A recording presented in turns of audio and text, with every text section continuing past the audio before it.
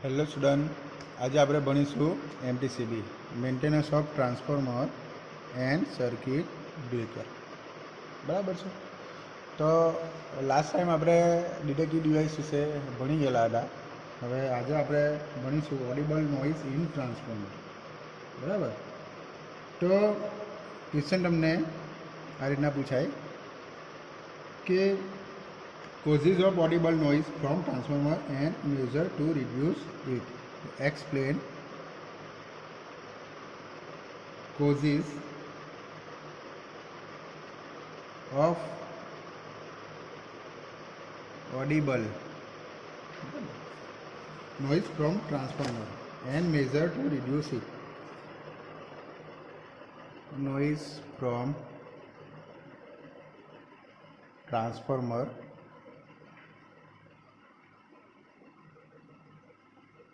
okay and measure to reduce it.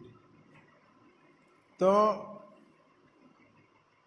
Audible noise ટ્રાન્સફોર્મરના audible noise થવાના કારણો બરાબર અને તેને રિડ્યુસ કરવાના ઉપાયો બરાબર.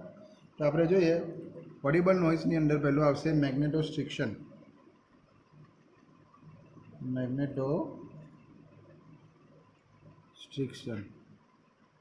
બરાબર. એક્ઝામની અંદર 100% પૂછાય જ છે અને આ મેગ્નેટોસ્ટ્રિક્શન એ મોસ્ટ આઈએમપી છે બરાબર.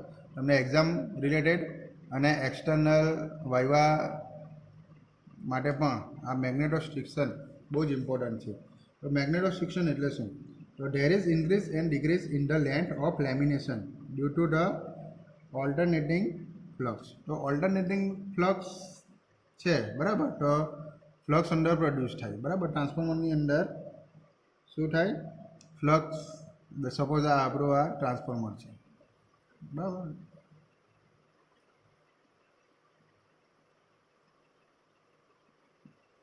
જેની ઉપર આ પ્રાઇમરી વાઇન્ડિંગ ઓકે અને સેકન્ડરી વાઇન્ડિંગ આ રીતના હોય બરાબર. અહીંયા આપણે વોલ્ટેજ, ઇનપુટ વોલ્ટેજ પ્રાઇમરી, અહીંયા આઉટપુટ વોલ્ટેજ સેકન્ડરી વોલ્ટેજ. તો આની અંદર કરંટ ફ્લો થવાને કારણે બરાબર આ રીતના કરંટ ફ્લો થશે બરાબર અને અહીંયાથી બહાર નીકળશે. તો આ કરંટ ફ્લો થવાને કારણે અહીંયા શું ઉત્પન્ન થશે? ઓલ્ટરનેટિવ ફ્લક્સ ઉત્પન્ન થશે. તે આ બીજા વાઇન્ડિંગ સાથે લિંક થશે. આ ટ્રાન્સફોર્મરનો પ્રિન્સિપલ છે બરાબર. પરિણામે આપણને અહીંયા વોલ્ટેજ અહીંયા કરંટ બહાર નીકળશે અને વોલ્ટેજ આપણને અહીંયા બહાર મળશે બરાબર. તો આ ઓલ્ટરનેટિવ ફ્લક્સને કારણે બરાબર તો એના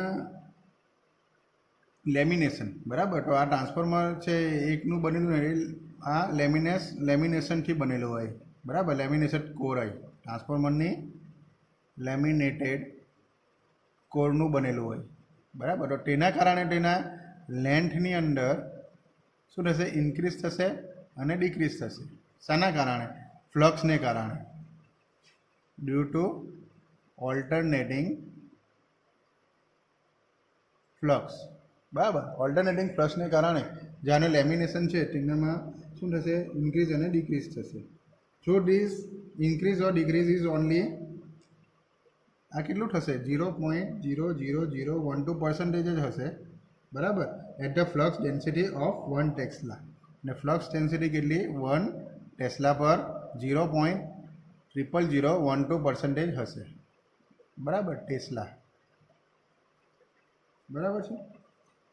તો ધીસ ફેનોમિનન ઇઝ કોલ્ડ મેગ્નેટોસ્ટ્રિક્શન. આને શું કહેવામાં આવશે? બરાબર. એને શું કહેવામાં આવશે? મેગ્નેટોસ્ટ્રિક્શન બરાબર. Due to this vibration of frequency 50 hertz are produce. તો આ કારણે શું થશે? ફ્રીક્વન્સી કેટલી? વાઇબ્રેશન 50 હર્ટ્ઝ જે પ્રોડ્યુસ થાય બરાબર. તો the frequency of vibration increases if the magnetic flux contains harmonics. જો મેગ્નેટિક ફ્લક્સની અંદર બરાબર તો મેગ્નેટિક ફ્લક્સને કારણે ધ વાઇબ્રેશન ઇન્ક્રીઝ થાય, બરાબર બરાબર. અને મેગ્નેટિક ફ્લક્સ શું હોય, એની અંદર હાર્મોનિક્સ હોય, હાર્મોનિક્સને કારણે વાઇબ્રેશન વધારે પ્રોડ્યુસ થાય. તો તેના કારણે શું થશે, મેગ્નેટોસ્ટ્રિક્શનની ઇફેક્ટ થશે, બરાબર. The vibration are produce and the hum is produce, so its result to noise. પરિણામે વાઇબ્રેશન પ્રોડ્યુસ થાય તો હમ એક પ્રકારનો સાઉન્ડ, બરાબર, આપણને મળશે, બરાબર. તો એના પરિણામે શું આપણને નોઇઝ ઉત્પન્ન થશે, બરાબર. The following measure can be taken to reduce this noise.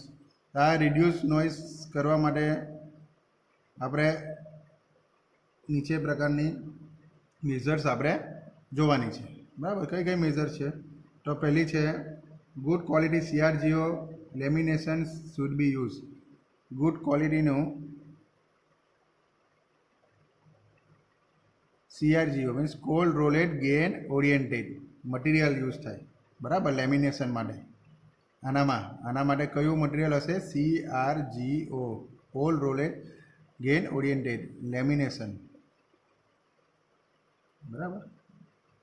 તો લેમિનેશન શુડ બી યુઝ, બરાબર. Second, there should not be any wrinkle in lamination, બરાબર. and the thickness of lamination should be uniform. જે thickness હોય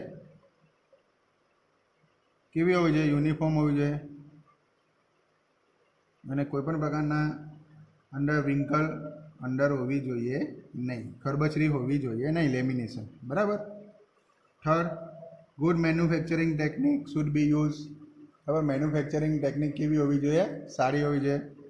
તો manufacturing technique should be good, બરાબર. કેવી હોવી જોઈએ, સારી હોવી જોઈએ. The lamination should not become loose due to frequent through fall. તો ફોલ થાય, બરાબર, વારંવાર ફોલ થાય તો પણ એનું લેમિનેશન લૂઝ નહીં થવું જોઈએ, બરાબર છે. પછી ફોર્થ આપણે જોઈએ, the maximum flux density can be reduce. તો ફ્લક્સ ડેન્સિટી મેક્સિમમ આપણું ઓછું હોવું જોઈએ, બરાબર. The fourth is the cross sectional area of the core should be increase. હવે ફ્લક્સ ડેન્સિટીનું સૂત્ર છે B=5/A. તો એનાથી આ cross sectional area should be increase. આ ઇન્ક્રીઝ થશે ક્રોસ સેક્શનલ એરિયા, તો આપણી ફ્લક્સ ડેન્સિટી કેવી થશે, એ ઘટશે, બરાબર. એટલે એરિયા જેમ વધારીશું આપણે, બરાબર, ક્રોસ સેક્શનલ એરિયા કોરનો, તો એની ફ્લક્સ ડેન્સિટી કેવી થશે, ઘટશે, બરાબર. આ સૂત્ર યાદ છે બધાને. તો આ હતું આપણું ઓડિબલ નોઇઝ મેગ્નેટોસ્ટ્રિક્શનને કારણે, બરાબર. સેકન્ડ આપણે જોઈએ તો કુલિંગ ફેન, બરાબર. તો કુલિંગ ફેન આપણે જોઈએ, તો કુલિંગ ફેનને કારણે કઈ રીતના અવાજ ઉત્પન્ન થશે, બરાબર, ઓડિબલ નોઇઝ. તો air is blown over the cooling tubes radiators to increase the cooling effect. તો એર અંદર જાય, બરાબર. તો noise is emanated from the fan due to blowing of air. તો બ્લોવિંગ ઓફ એર, તો એર અંદર જવાને કારણે શું પ્રોડ્યુસ થશે, નોઇઝ, બરાબર. તો the noise depends upon the speed of the fan. તો ફેન જેટલું આપણે વધારે સ્પીડથી ફરાવીશું તો તેમ વધારે નોઇઝ શું થશે, depends upon speed of fan, બરાબર. તો નોઇઝ ઇન્ક્રીઝ થશે અથવા તો ડિક્રીઝ થશે. સ્પીડ જો રિડ્યુસ થશે તો નોઇઝ ડિક્રીઝ થશે, અને સ્પીડ વધારે હશે તો નોઇઝ ઇન્ક્રીઝ થશે, બરાબર. તો નોઇઝ રિડ્યુસ કરવા માટે આપણે લો સ્પીડ ફેનનો ઉપયોગ કરીશું,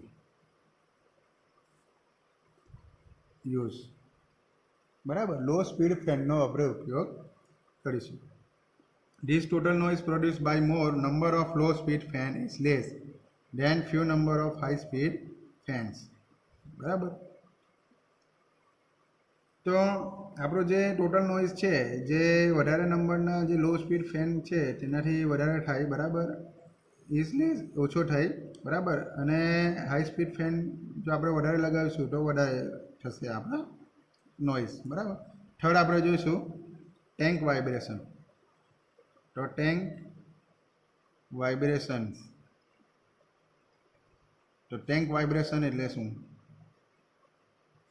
તો ટેન્કનું વાઇબ્રેશન આપણે જોઈએ તો vibration are produce in the tank walls due to the leakage flux passing through them. તો આપણને ખબર છે કે ટ્રાન્સફોર્મર છે, ટ્રાન્સફોર્મરની કોરમાંથી લીકેજ ફ્લક્સ પણ પાસ થશે, બરાબર. તો એ લીકેજ ફ્લક્સ અહીંયાથી લીકેજ ફ્લક્સ પાસ થશે આ રીતના, લીકેજ ફ્લક્સ આ રીતના, બરાબર. તો આ ફાઈ લીકેજ, બરાબર. તો આ ટ્રાન્સફોર્મર શામાં મૂકેલું હશે? આખું આ કોર શામાં મૂકેલી હશે? આ ટેન્કની અંદર મૂકેલી હશે, બરાબર. સપોઝ આ આપણી ટેન્ક છે, કોની? ટ્રાન્સફોર્મરની ટેન્ક છે. તો લીકેજ ફ્લક્સ આની અંદર પણ જશે, બરાબર, ટેન્કની અંદર. તો પરિણામે વાઇબ્રેશન થશે. ટેન્ક શું થશે? વાઇબ્રેટ થશે, બરાબર છે. તો ટેન્કનું વાઇબ્રેશન થશે.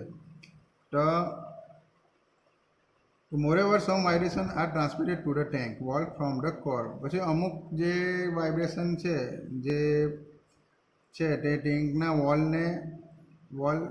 વોલને પછી ટ્રાન્સમિટ કરીને પાછળ કોરની અંદર જતું રહે, બરાબર, પરાવર્તન થઈ જાય. તો additional stiffness should be provided on the tank wall to reduce this type of noise. તો એડિશનલ સ્ટીફનેસ અંદર ઉમેરવામાં આવે, બરાબર. Moreover by reducing the flux density also the vibrations and the noise can be reduce, બરાબર. તો આપણે જો flux density આપણે જો રિડ્યુસ કરીશું તો પણ આપણું વાઇબ્રેશન અને નોઇઝ પણ આપણું વાઇબ્રેશન એન્ડ નોઇઝ એ પણ રિડ્યુસ થશે, બરાબર છે. તો આ હતું ટેન્ક વાઇબ્રેશન કારણે. ચોથું છે ઓઇલ પંપ. ઓઇલ પંપ પણ અવાજ કરશે. તો oil pumps are use in large capacity transformer for good circulation of oil. તો સારા સર્ક્યુલેશન માટે આપણે ઓઇલ પંપનો ઉપયોગ મોટા ટ્રાન્સફોર્મરની અંદર કરીશું. તો ધીસ ઓલ્સો જનરેટ નોઇઝ. તો તે પણ નોઇઝને જનરેટ કરશે. તો following measure are taken to reduce this type. તો કયો રિડ્યુસ કરવા માટે આપણે શું કરવું જોઈએ? એના માટે proper foundation has to be use. તો પ્રોપર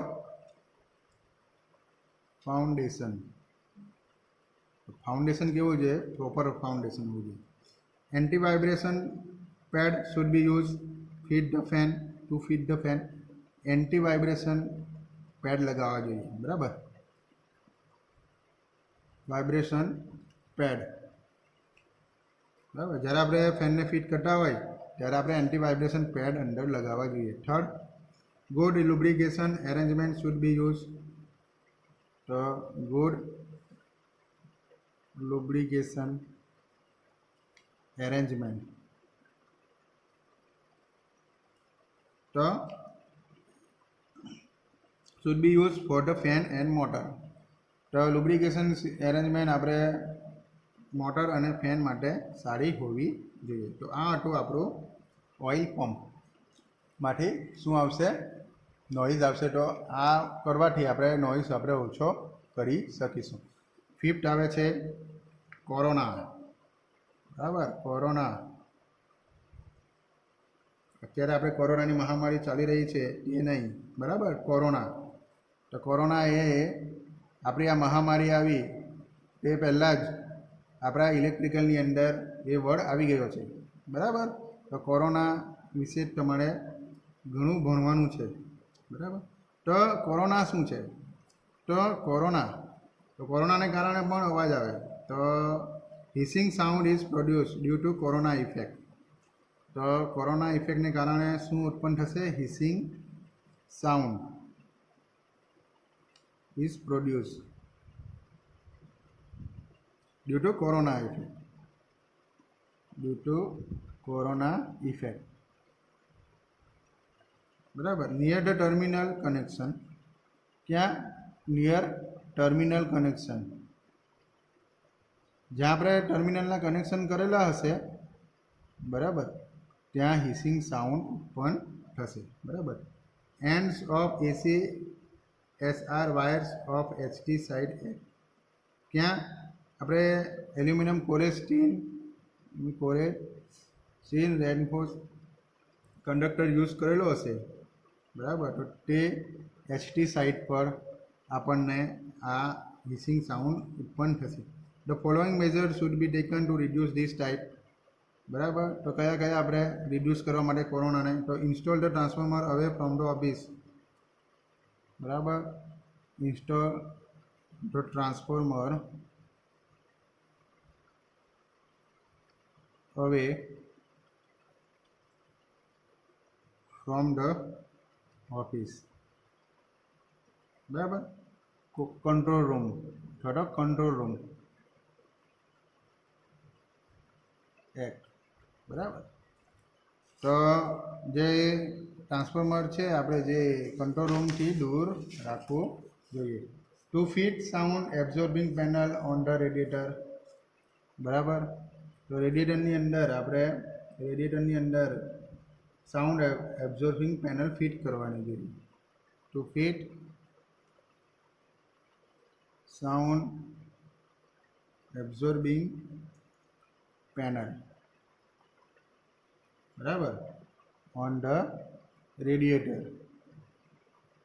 રેડિએટરની અંદર આપણે સાઉન્ડ એબ્ઝોર્બિંગ પેનલ આપણે શું કરે લગાવવી જોઈએ.